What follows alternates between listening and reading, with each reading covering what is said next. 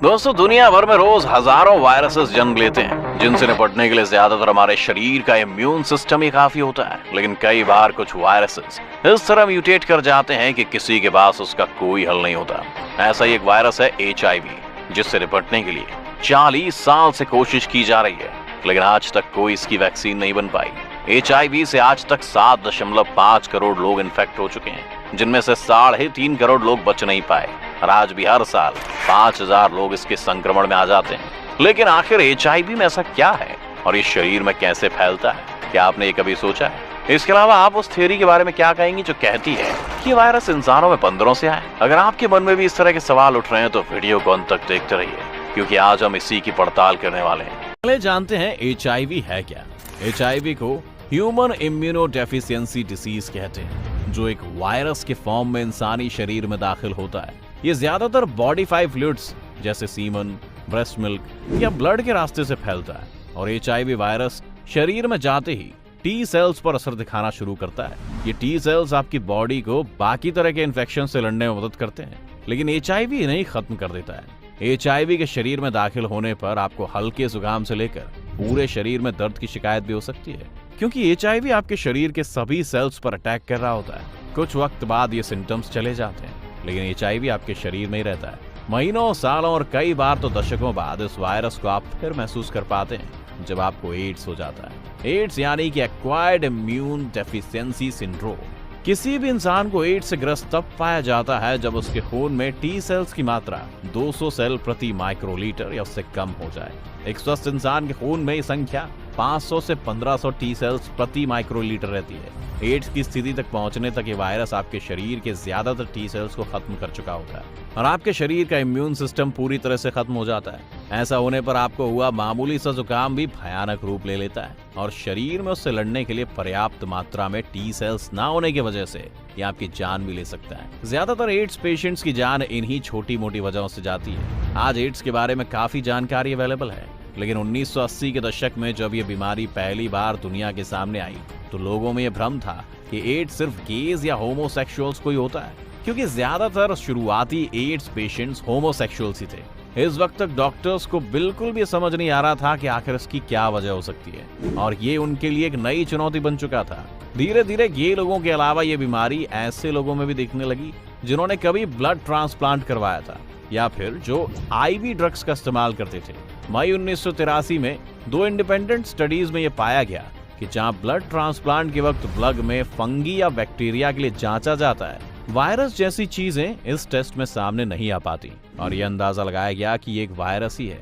पर यह वायरस आया कहां से? साइंटिस्ट ने यह देखा कि एड्स जैसी बीमारियां कुछ बंदरों की प्रजातियों में भी पाई जाती हैं, और जब एड्स पेशेंट्स के सैंपल को इन बंदरों के सैंपल से मिलाया गया तो पता चला कि उनका अंदाजा बिल्कुल सही था, और ये वायरस बंदरों से इंसान में आया। और कुछ वैज्ञानिकों का मानना था कि कई लोग और जनजातियां अपने खाने के लिए बंदरों को शिकार करती हैं, जिस वजह से मुमकिन है कि उसी दौरान गलती से इस वायरस ने एक जंप लिया और इंसानी शरीर में दाखिल हो गया। इसे द कट हंटर हाइपोथेसिस से भी एक्सप्लेन किया जाता है, जो कहती है कि किसी बंदर या चिंपैंजी का शिकार करते हुए हो सकता है कोई खून की बूंद आकर उस शिकारी के शरीर पर लगी, किसी चोट से उसके शरीर में दाखिल हो गई।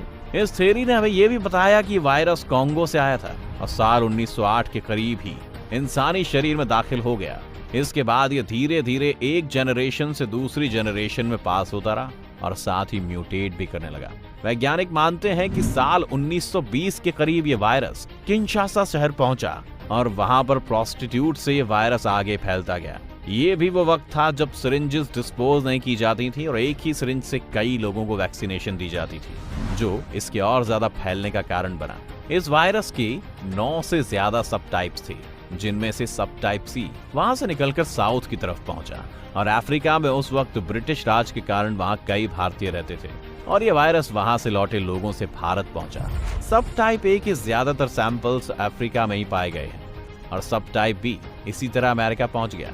फ्रेंच लोगों के कॉन्गो छोड़ने के बाद वहां 1960 में हाइती से आकर लोग बसने लगे, लेकिन फिर 1965 में कॉन्गो की जगह ज़ैर नाम के एक देश की स्थापना वहां हुई, और हाइती से आए लोगों को वापस लौटना पड़ा।